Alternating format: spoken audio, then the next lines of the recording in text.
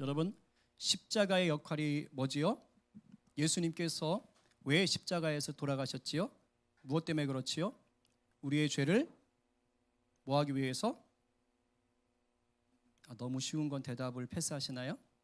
네, 우리 제대 얼마 남지 않은 쉐이커스의 최고의 연극 배우, 제가 유튜브 보고 깜짝 놀랐습니다. 어쩜 그렇게 잘하세요? 놀랐어요. 특히 화장실에서 옷 벗고 있는 씬은 정말 아름다웠습니다. 어떠세요? 예수님께서 십자가에 달려서 죽은 이유가 우리 상준 형제의 죄를 뭐하기 위해서죠? 용서해 주시기 위해서. 역시 제대를 앞두면 저렇게 똑똑해집니다. 그죠? 예, 용서해 주기 위해서. 이것을 우리가 속죄라는 말을 쓰지요. 자, 그러면 우리를 죄에서 용서하신 이유가 뭘까요? 자, 우리는 예수님이 날 위해 죽으셨다, 십자가에 달리셨다면 내 죄를 사해 주셨어요, 이렇게 생각합니다. 이렇게 한 목적이 뭐냐, 이게. 내 죄를 사해 주신 이유가 있을 거 아닙니다. 그게 뭘까요? 누구랑 깨어졌던 관계를 다시 화해시켜 주는 겁니다. 누구의 관계죠? 하나님입니다. 그래요. 이게 본 목적이에요. 예수님이 내 죄를 용서해 주시고 깨끗하게 해주신 이유는 틀어지고 깨어졌던 하나님과의 관계를 다시 화목하게 하기 위해서예요. 우리는 죄 때문에 우리를 만드신, 우리를 창조하신 하나님과 관계가 깨어졌더랬습니다. 그래서 우리는 어디에 갈 수밖에 없었어요? 지옥에 갈 수밖에 없던 아주 비참한 처지였다는 거예요. 그런데 우리가 이 지옥 열차를 타고 지옥행으로 가는 동안인 이 세상의 삶 속에서도 우리 스스로의 힘으로는 돌이킬 수가 있습니까? 없습니까? 없다라는 것입니다. 온갖 불순종과 더러움에 우리를 내어 맡기는 거예요. 그렇게 살던 우리를, 우리 스스로 힘으로는 이 지옥행 열차에서 내려올 수 없는 우리를 누가 먼저 기억하신 거예요? 하나님이 기억하신 겁니다. 하나님 먼저 우리 사용하시고 잊지 않으신 거예요. 그래서 하나님의 사랑으로 우리를 건져주시려고 누굴 보내셨습니까? 외아들 예수 그리스도를 이 땅에 보내신 것입니다. 그래서 십자가에 달려 죽게 하시고 우리를 다시 천국행 열차로 갈아타게 하시는 거예요. 단 언제만 가능해요? 예수가 나의 구주됨을 믿을 때만. 이것은 어떠한 노력으로 되는 것이 아니죠. 믿기만 하면 되는 것이니까. 그래서 지난주에 말씀드렸던 것이 바로 구원은 우리의 힘으로 되는 것이 아니고 오직 무엇으로 된다? 은혜로 된다. 그러니까 지금 여기 있는 우리 모두는 은혜로 구원받은 것입니다. 아멘이세요? 아멘이죠. 너무 점잖게 말씀하십니다. 아멘. 강하게 말씀하셔야 돼요. 우리가 그리스도의 보혈로 구원받은 것을 정말 믿으십니까? 아멘이에요. 아멘. 지난주에 이 구원의 은혜를 제발 값싸게 여기지 말자라 그랬어요. 그렇다면 어떻게 해야 우리를 구원하신 이 놀라운 은혜를 값싸게 여기지 않을 수 있는가 하면서 지난주에 뭘 말씀드렸냐면, 하나님 우리를 작품으로 창조하셨는데 그 창조하신 하나님의 뜻에 따라 선하게 살려고 노력하라 그랬어요. 그 노력 속에서 내 가치를 찾아낼 수가 있다라고 얘기했습니다. 그런데 선하게 살기 위해서 필요한 것이 뭐냐? 친밀함이고 바로 예배다라고 그랬어요. 그래서 예배에 목숨 걸어라 라고 말씀을 드렸지요. 자, 오늘은 이제 그 다음 얘기를 진행하는 거예요. 여기까지만 보면, 즉 십자가에서 구원받은 것에 대해서 얘기해 보면 예수님과 나와의 관계처럼 느껴져요. 예수님이 나를 구원하신 것처럼 느껴져요. 나를 위해 십자가에 달리셨고 하나님이 나를 작품으로 만드셨고 하나님이 나와 친하게 지내셔야 되고 내가 하나님을 위해서 선한 일을 해야만 되는 것처럼 느껴집니다. 그런데 중요한 것이 있어요. 이렇게만 생각하시면 하나님의 구원 사역을 우리가 제대로 이해하는 게 아닙니다. 자, 하나님의 구원 사역은 나만 구원하신 것이 아니라는 것을 오늘 얘기하고 싶은 거예요. 하나님은 그 구원 사역을 나에게도 행하셨지만 온 세상을 향해 함께 행하셨습니다. 내 입장에서 보면 하나님이 나를 사랑하셔서 나를 구원하신 게 돼요. 하나님이 나만 사랑해 이렇게 됩니다. 그러나 하나님 입장에서 보면 뭐가 될까요? 하나님 나라에 살 수많은 백성들 중에 한 명인 겁니다. 물론 이렇게 말했다 그래서 수많은 잠실 운동장에 야구 구경 온 사람처럼 그냥 이렇게 얼굴도 이름도 모르는 그런 사람은 아닙니다. 하나님 우리의 머리카락 하나하나를 다 세신 바 됐기 때문에 수많은 하나님 백성 중에 한 명이라고 해도 하나님은 일일이 다 구별하여 정확하게 우리를 알고 사랑하셔서 구원하시는 거예요. 어떤 열정으로? 자기 하나밖에 없는 외아들을 이 땅에 보내시던 그 열정과 그 사랑만큼 우리 한 사람 한 사람 한 사람을 하나님의 백성으로 구원하신 것입니다. 이걸 잊으시면 안 돼요. 그렇게 해서 구원받은 사람들이 바로 뭐냐? 저희고 바로 여러분들입니다. 우리가 하나님의 백성으로 이 자리에 있는 거예요. 그리고 지금까지 우리 교회 성도들이 아니지만 만났었거나 앞으로 또 만나게 될 많은 성도들도 역시 하나님께서 함께 구원하신 하나님의 백성인 것입니다. 오늘은 그걸 좀 아셔야 돼요. 오늘 사도 바울이 이 구원의 영적인 범위가 단순히 나만이 아니라는 것을 보여주는 거예요. 영적인 구원의 범위가 얼마나 크고 그 가치가 놀라운지를 얘기합니다. 오늘 이 말씀을 잘 듣고 나를 위한 구원이 바로 우리를 향한 구원이고 온 세상을 향한 구원으로 확장된다는 것을 확실히 깨닫게 되길 간절히 축원합니다. 우리 좌우로 한번 축복합시다. 듣고 깨달아 풍성한 구원을 누립시다. 아멘이지요. 네.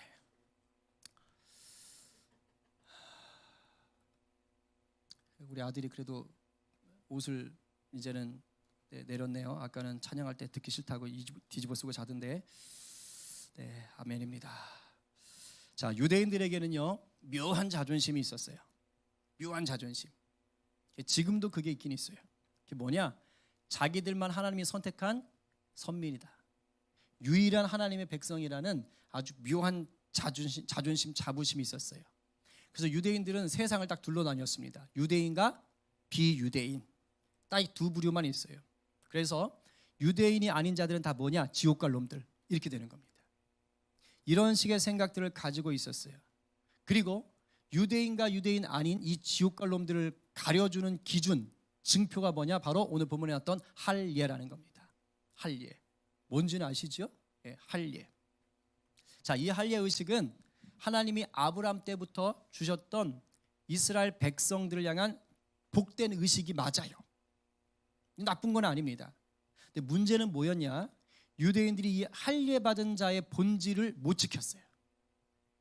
하나님 백성으로 할례를 베풀고 하나님 백성답게 살려고 했는데 그 이후로 주신 것인데 유대인들이 하나님 백성답게 살지는 않고 뭐만 중요시 여겼을까요? 할례만 중요시 여겼어요.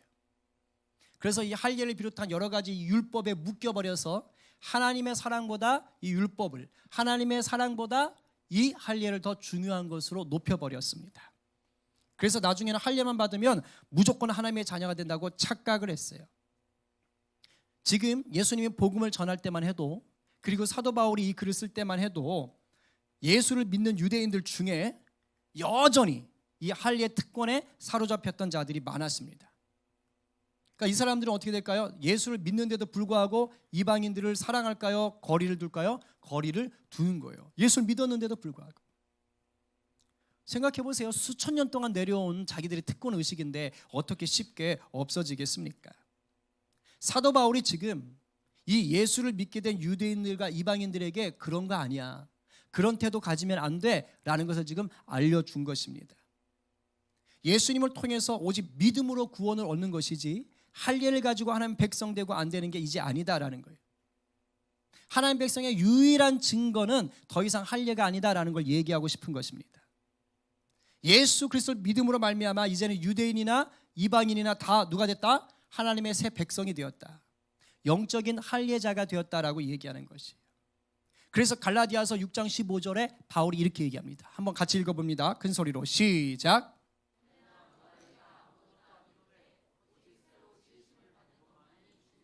네, 새로 지으심을 받는 것만이, 예수 안에 새 사람 되는 것만이 중요하지 유대인으로 할례를 받든지 이방인이어서 할례가 없든지가 중요한 것이 아니다. 아무것도 아니야 라고 얘기하는 것이에요. 오늘 본문은 특별히 누구에게 보낸 것이냐?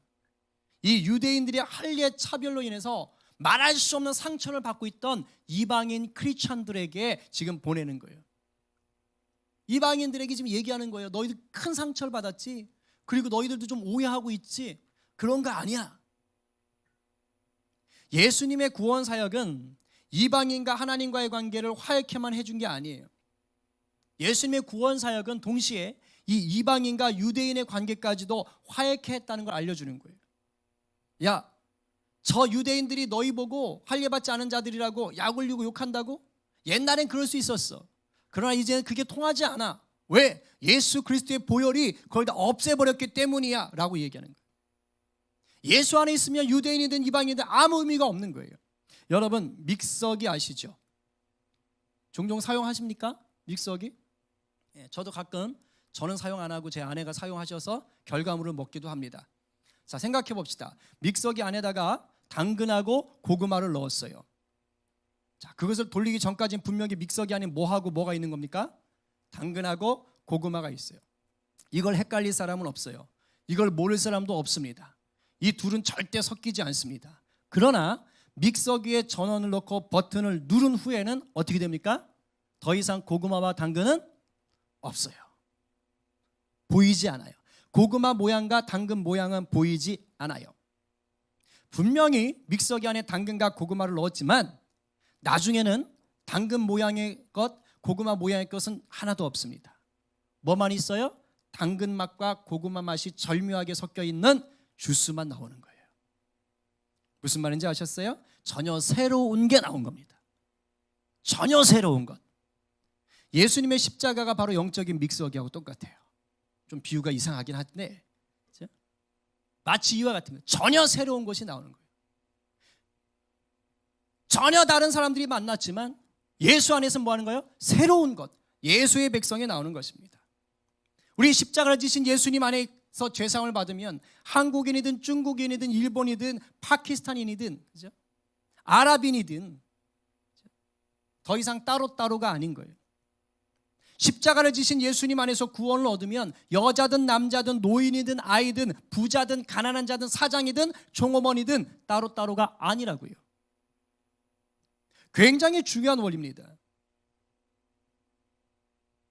교회 안에서는 더 이상 사회적인 신분, 사회적인 구별이 의미가 없는 거예요. 왜? 예수 안에 전혀 다른 새 것이 되었기 때문에. 아주 절묘한 맛을 내는 하나님의 백성이 되었기 때문에. 오늘 이거 얘기하는 겁니다. 새 백성, 바로 화평을 이룬 교회를 말하는 거예요. 여기서 화평 하니까 이 화평이 마치 우리의 내적인 평안을 말하는구나, 그런 거 아닙니다. 내 감정이, 내 몸이 어떤 걱정이나 염려를 느끼지 않는 상태의 평안을 얘기하는 게 아니에요. 여기서 예수님이 화평을 이루셨다, 화목해 하셨다, 이 말은 서로 대적하거나 적대하거나 싸우거나 불화하던 관계를 해소시켜서 하나 되게 했다, 친밀하게 만들었다, 이 화평입니다. 그게 어디 안에서? 예수 안에서 이루어졌다. 예수 안에서 우리가 그런 새 백성으로 빚어졌다, 이 말이에요. 이게 어디라고요? 교회라고요. 그래서 교회의 정체성은 오늘 본문에 따르면 뭘까요? 예수 안에서 평화를 누리는 사람들이에요. 예수 안에서 화평을 누리는 사람들. 새 백성 안에 이룩된 이 화평으로 인해서 저와 여러분들의 마음이, 또 우리 공동체가, 예수 믿는 사람들이 누리는 평화, 이게 있어야 되는 거예요. 그렇기 때문에 새 백성들 우리 안에, 우리 공동체 안에, 또 우리 교회 안에 뭐가 없다면, 이 화평이, 평화가 없다면, 화해됨이 없다면 무슨 말이냐? 뭔가 잘못된 길로 가고 있다는 뜻이에요. 이거 알아야 돼요. 예수님과 나만의 관계 속에서 누리는 친밀함을 지금 얘기하려고 하는 게 아니라는 거예요.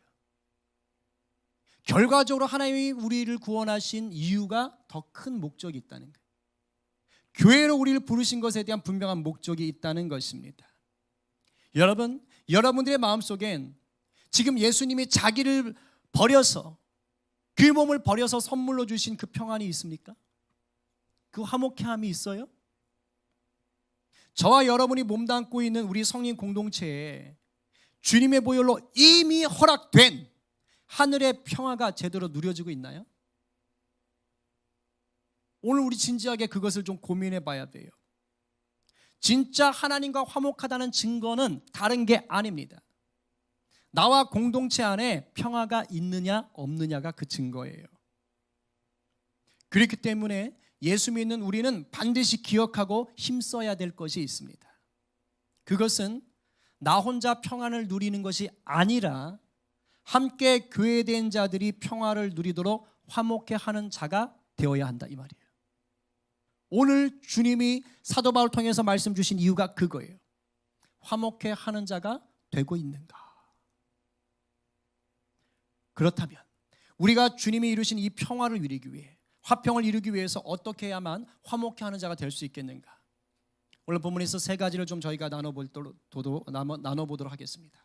첫 번째, 율법에 매이지 말고 십자가에 매여야 화목해 하는 자가 될 수 있어요. 어디에 매여야 된다고요? 십자가에 매여라. 사도 바울이 성경을 쓰던 때는 유대인들이 율법에 묶여 살았어요.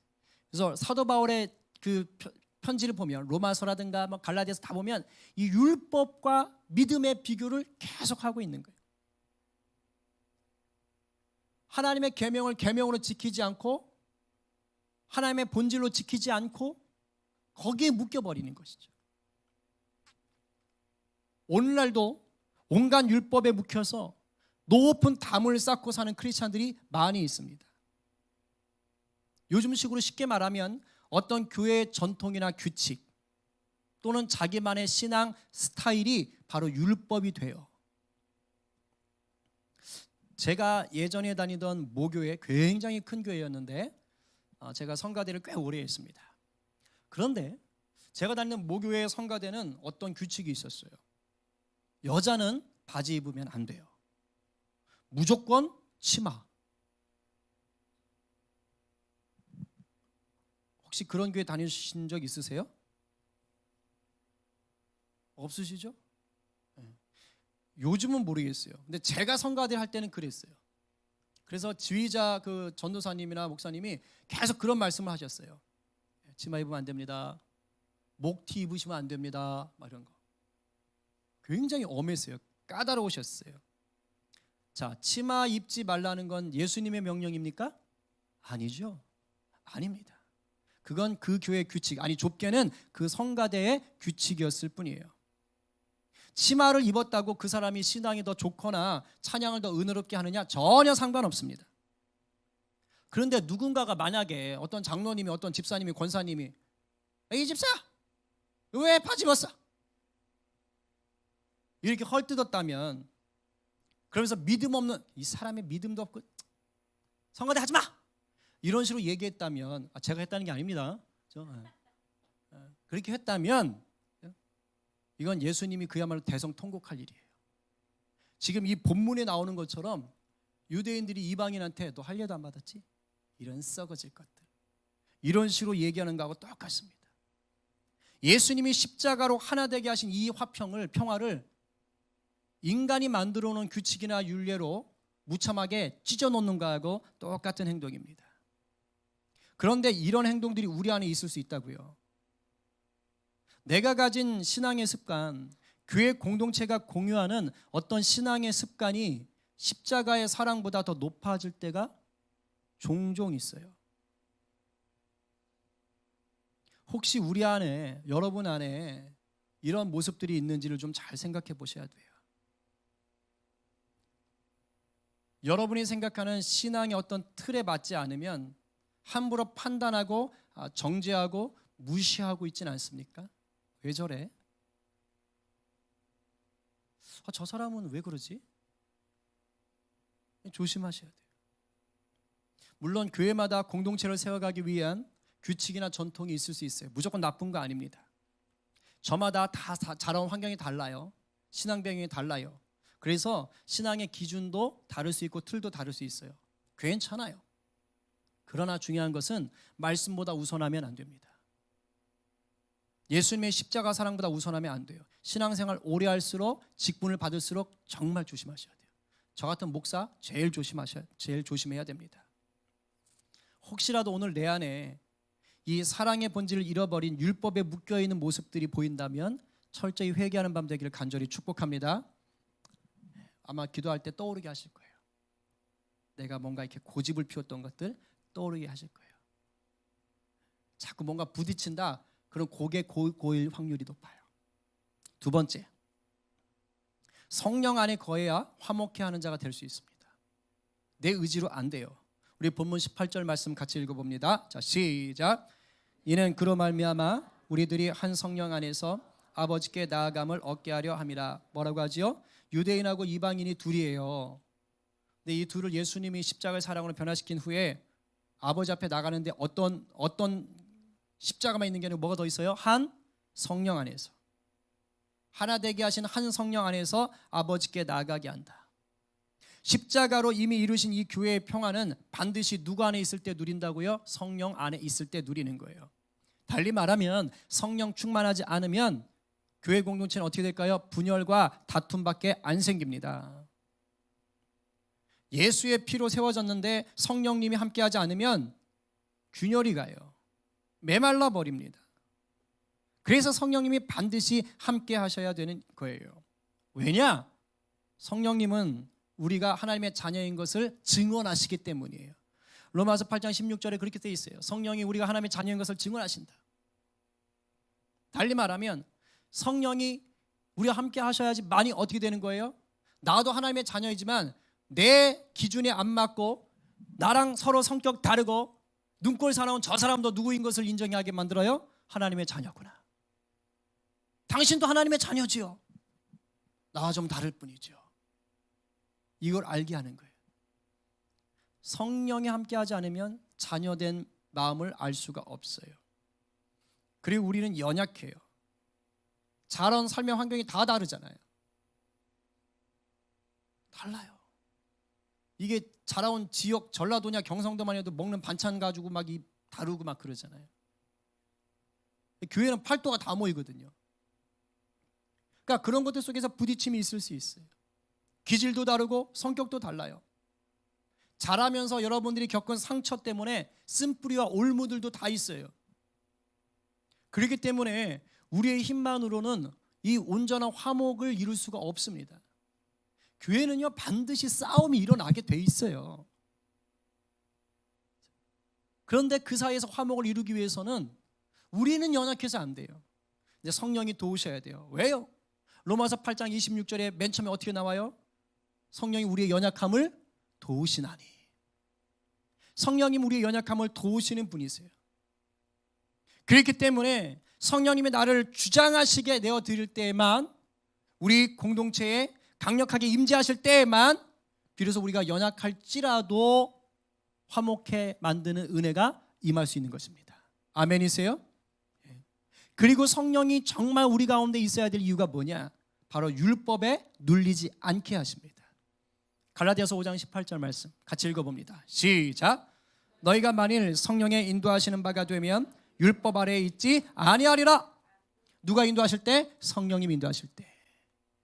그럴 때에만 율법 아래에 있지 않는다는 거예요. 우리는 성령님을 의지해야 돼요. 우리 아까 찬양했지만 지금 내 영혼이 빈들의 마른 풀 같다면 더 성령님 의지해야 돼요. 이 성령의 충만함이 없으면 아무리 내 머리로는 이게 옳은데 이렇게 해야 되는데 안 됩니다. 안 돼요. 성령님이 메말라 버리잖아요. 그러면 사람과 사람과의 관계만 메마르는 게 아닙니다. 하나님과의 화목된 관계도 흔들리기 시작해요. 다른 사람은 속일 수 있는데 자기는 다 압니다. 자기 스스로는 알아요. 지금 내가 성령으로 충만한지, 성령이 완전히 바닥을 치고 방전돼 버렸는지 압니다. 그래서 여기 오셨겠지요. 성령님을 구하는 마음으로. 오늘 무엇보다 성령님을 간절히 구하시기 바랍니다. 개인적으로 성령님과 친밀함을 누리고 있는 분이 계시면 정말 감사합니다. 그분은 우리 공동체가 성령으로 충만할 수 있도록 중보기도 세게 하시기 바랍니다. 세 번째, 화목하게 하기 위해서 우리는 지체의식을 가져야 돼요. 지체의식. 지체의식을 가지라는 이 말 속엔 두 가지가 있어요. 첫 번째는 내가 주인이 아니다 이 뜻입니다. 나는 지체지 주인이 아니다. 난 몸의 한 부분에 불과하지 내가 주인이 아니다. 내가 몸의 한 부분이라고 해서 중요도가 떨어진다 그 말은 아니에요. 너무 중요해요. 꼭 필요해요. 단지 내가 주인 노릇하지 말라 이거예요. 주인은 누구시죠? 바로 우리 예수님이신 거예요. 오늘 본문 20절 말씀 같이 읽어봅니다. 시작. 너희는 사도들과 선지자들의 터 위에 세우심을 입은 자라. 그리스도 예수께서 친히 모퉁이 돌이 되셨느니라. 아멘. 모퉁이 돌이 뭡니까? 건물 지을 때 맨 처음에 딱 놓고 기준 잡고 거기서부터 쌓기 시작하는 거예요. 예수님이 바로 우리의 기준인 거예요. 그리고 그 위에 뭐가 돼 있어요? 사도들과 선지자들이 터를 다져준 거예요. 우리는 그 위에 세워지는 거예요. 그 위에 세워지는 건물들의 일부예요. 누군 창문, 누군 기둥, 누군 문짝, 뭐 이런 겁니다. 그런 식으로 세워져 가는 거예요. 이 건물이 바로 뭡니까? 새 백성된 자들 교회를 얘기하는 것입니다. 얼마 전에 제가 어느 목사님한테 들었어요. 어느 교회 장로님 두 분이 예배도 없는 날인데 주중에 낮에 교회로 오셨대요. 야, 기도하러 오셨나 보다. 제가 그렇게 생각했는데 그게 아니더라고요. 주중에 나오셔서 서로 멱살 붙잡고 막 싸우더래요. 막 싸우면서 야, 이 자식아, 이 교회가 네 교회냐 내 교회지? 이러면서 싸우더래요. 이 교회가 서로 누구 거냐 가지고 삿대질하며 싸우시더래요. 제가 그 얘기를 듣고 그 목사님과 제가 정말 이렇게 가슴이 아파하면서 야, 큰일이다. 어떡하나. 안타까운 마음이 들었습니다. 죄송하지만 그 두 분은 무늬만 장로님입니다. 빨리 회개하지 않으면 큰일 나요. 교회의 주인이 어떻게 자기들이 될 수 있어요? 교회의 주인이 어떻게 사람이 됩니까? 착각도 이만저만이 아닌 거예요. 우리는요, 교회에서 주인의식을 가지면 안 됩니다. 우리가 보통 주인의식을 가져라, 주인의식을 가져라 하는데 교회는 주인의식을 갖는 곳이 아니에요. 교회는 지체의식을 갖는 곳이에요. 예수님이 주인이고 내가 지체입니다 하는 지체의식을 가져야 돼요. 그런데 가끔 종종 교회 공동체 중에는 자신이 교회의 주인이라도 되는 것처럼 여겨지는 주인의식이 너무 강한 사람들이 계세요. 주인인 것처럼 함부로 말하고 행동하는 분들이 있어요. 이런 분들의 특징이 뭔지 아세요? 교만과 조종의 영이 있습니다. 부려먹어요. 누가 나한테 뭘 시키면 굉장히 싫어합니다. 근데 자기는 몰라요. 왜? 무의식 중에 나오거든요. 이 지체의식이 없으면, 주인의식으로 똘똘 뭉쳐 있으면 이런 일들이 생깁니다. 이거 빨리 고치지 않으면, 성령께서 다루시지 않으면 교회는 깨집니다. 우리가 예수 안에 하나 되게 하신 이 아름다운 교회, 귀한 교회를 세워가는 데 있어서 정말 중요한 것은 바로 이 지체의식이에요. 또 하나 중요한 게 뭐냐? 바로 이것과 함께 의식이 필요합니다. 함께 의식. 함께 의식. 첫 번째, 내가 주인이 아니다라는 것이었고, 두 번째는 함께한다. 몸의 지체는 절대 따로따로 존재할 수가 없어요. 반드시 나와 다른 지체들이 상호작용을 하게 되어 있습니다. 여러분 지금 손가락 딱 깨물면 어떻게 될까요? 온몸이 아파요. 온몸이 아파요. 여러분들이 문 거는 손가락이에요. 그렇죠? 뭐 고양이하고 놀다 고양이가 손가락 물었을 수 있어요. 개가 물었을 수 있어요. 물린 건 손가락이란 지체교 하나입니다. 그러나 내 온몸이 다 아파요. 온몸이 다 반응합니다. 여러분, 우리 형제들은 좀 덜할 것 같은데 자매님들 쥐 보시면 어떻게 됩니까? 벌써 인상이 굉장히 우아해지는 분들이 있어요. 자, 쥐를 딱 봤다. 물론 쥐꼬리 들고 이렇게 돌아다니는 친구들도 있던데 누구라고 말 못하겠지만, 쥐를 봤다. 보통 우리 여성들 어떻게 되죠? 이렇게 되죠. 그죠? 비명을 지어. 입이 벌써 반응합니다. 그리고 손발이 오그라들어요. 온몸을 떨어요. 자, 쥐를 본 건 내 눈이라는 지체입니다. 내 눈이 쥐를 봤을 뿐이에요. 그런데 온몸이 반응을 합니다. 겉에 있는 지체만 그런 거 아니에요. 내 몸속에 문제가 생겨도 똑같습니다. 겉으로 안 보인다고 해서 모르는 게 아니에요. 제가 어젯밤에요, 계속 속이 안 좋은 거예요. 밤새 뒤척였어요. 계속 신물이 올라와요. 이랬던 적 거의 없거든요. 그래서 아내는 야식을 먹어서 그럴 것이다. 근데 어제만 야식 먹은 건 아니거든요. 거의 늘 먹거든요. 이상해요. 근데 그렇게 됐더니 온몸이 밤새 힘들었죠. 아침에는 화장실 불이 나게 갔다 와야 됐죠. 교회 와서도 화장실과 친구가 됐지요. 이런 일들이 벌어지는 거예요. 불편한 건 위장이라는 지체 하나였어요. 그러나 반응한 건 온몸이 반응을 했습니다. 여러분, 이와 똑같아요. 교회의 지체는요, 반드시 교회의 몸 전체와 연결됩니다. 결코 따로따로 떨어져 존재하지 않아요. 이게 이 세계의 영적 원리입니다. 교회는, 나아가 인간은, 나아가 하나님이 지으신 이 피조 세계는 결코 혼자 살 수 없어요. 창세기 2장 18절에 하나님이 이렇게 시작하셨습니다. 세상을 읽어봅니다. 시작. 여호와 하나님이 이르시되 사람이 혼자 사는 것이 좋지 아니하니 내가 그를 위하여 돕는 배필을 지으리라 하시니라. 사람이 혼자 사는 것이 좋지 아니하니. 하나님이 처음 창조하시고 만든 이 세계의 법칙입니다. 운영 법칙이에요. 혼자 못 살게 하셨어요. 반드시 함께 살아가게 하셨어요. 그래서 하나님 자신이 모범을 보이세요. 성부, 성자, 성령, 삼위일체로 반드시 함께 일하십니다. 하물며 예수의 피로 값주고 사신 교회 공동체는 어련하겠습니까? 지체된 우리는 늘 함께 해야 살 수 있다는 아주 분명한 정체성에 똘똘똘똘 잡혀 있어야 돼요. 종종 교회 안에 보면 신앙이 아직 어린 분들이 있을 수 있지요? 있어요. 그래서 가끔 그런 분들 보면 아주 개차반 같을 때 있어요. 오히려 교회에 들어와서 하나님을 방해하는 사람처럼 느껴져요. 예배 방해하기도 하고 차라리 교회 안 나왔으면 좋겠는 사람, 쫓아내고 싶은 사람이 있을 수 있어요. 예수님 얼굴에 먹칠하는 사람이 있을 수 있습니다. 저도 옛날엔 그런 사람들 굉장히 싫어했어요. 그런데 깨달았어요. 그게 교회구나. 그게 교회구나. 여러분, 교회는 일급수 아닙니다. 교회는요, 천사들만 있는 곳이 절대 아니에요. 엉망진창인 사람부터 시작해서 정말 천사 같은 사람까지 다 있는 곳이 교회예요. 예수 보혈 핏물 속에 그들이 다 어우러지고 녹아지고 성숙해 가는 곳이 바로 교회입니다. 여러분, 누구나 시작은 다 미숙하고 미약하고 유치합니다. 여기는 우리 모두도 신앙 시작을 할 때는 다 그랬어요. 베드로 볼까요? 베드로는 예수님과 3년을 다닌 수제자였어요. 심지어 그는 그렇게 예수님과 함께 열정적으로 다녔지만 예수님 잡히시던 그날 밤 예수님 3번 모른다고 부인합니다. 그 대단한 사도 바울, 이 편지를 쓴 사도 바울 처음에 어땠어요? 시작은 예수 믿던 사람 잡아 넣던 사람입니다. 예수님의 대적자였어요. 그러나 복음은 마침내 그 바울을 유대인과 이방인을 화해케 하는 일에 도구로 부르셨어요.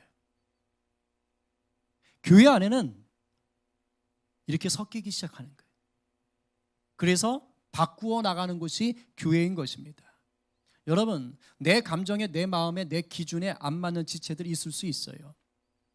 그렇다면 그분들에게 더 겸손히 다가가서 사랑으로 연합하셔야 돼요. 그게 화목케 하는 자, 예수님이 우리에게 주신 마음이고 의무이고 사명입니다. 그거 아세요?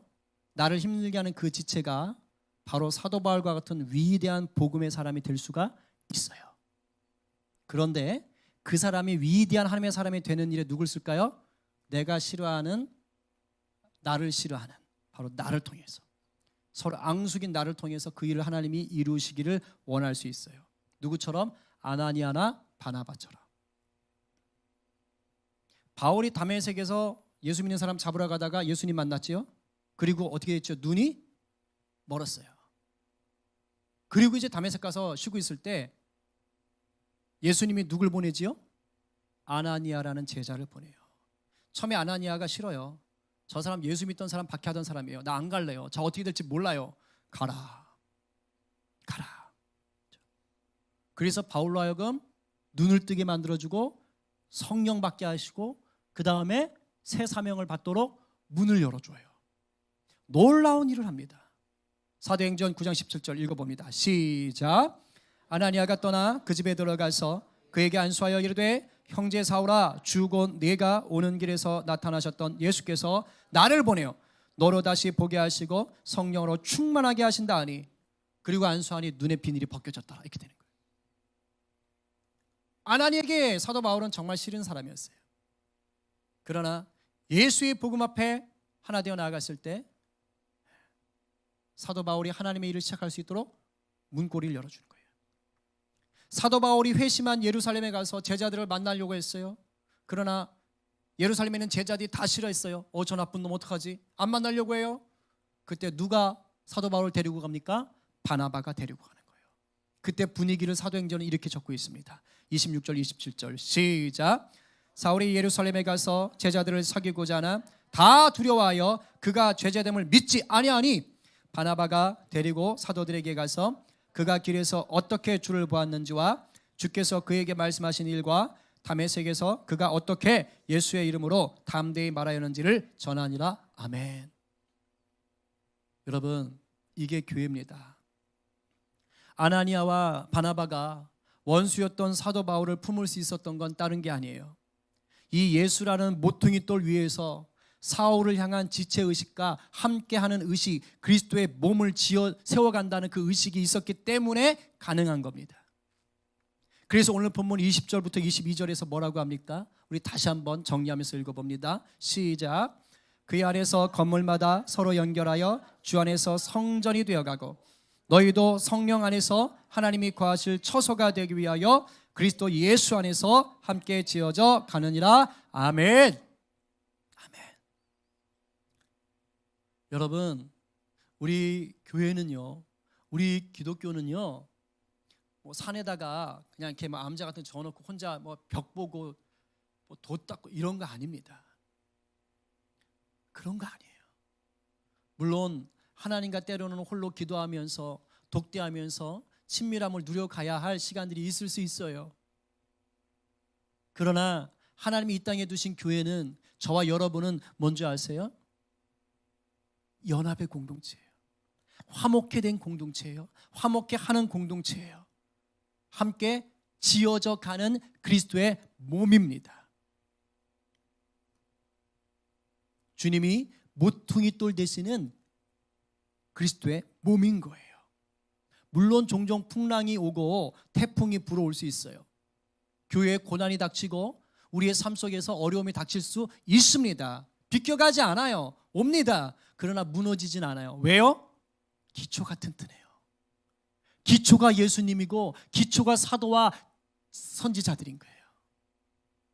그래서 우리가 예수 보혈의 피를 힘입고 성령을 의지해서 연합을 꿈꾸고 화목해 하는 자로 살아가려고 하면 반드시 하나님의 놀라운 일을 행하시는 것입니다. 그리스도의 날까지 완전한 성전을 이루어가도록 인도해 주시는 거예요. 여러분, 겉만 보고 판단하지 마세요. 살아온 환경으로 함부로 찢거나 가르지 마시기 바랍니다. 이 모든 것을 다시 십자가의 보혈로 덮으신 은혜가 우리 가운데 넘치기를 바랍니다. 아울러서 이 사명은 우리 안에만 있는 것이 아니라 확장되어야 돼요. 왜? 그것이 바로 교회가 이 땅에 세워진 이유입니다. 하나님의 나라를 확장해가는 것이 교회의 임무예요. 화목해 된 자가 화목해 될 자들을 찾아가는 것이 교회의 임무입니다.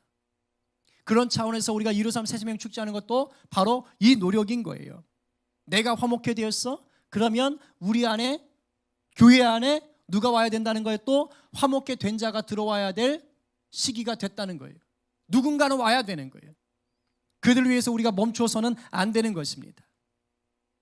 내가 손을 내밀어 줄 때 그들이 비로소 주의 몸에 편입될 수 있는 거예요. 꼭 우리 교회가 아니어도 되지요. 예수 그리스도를 믿는 교회 가운데 가면 되는 거예요.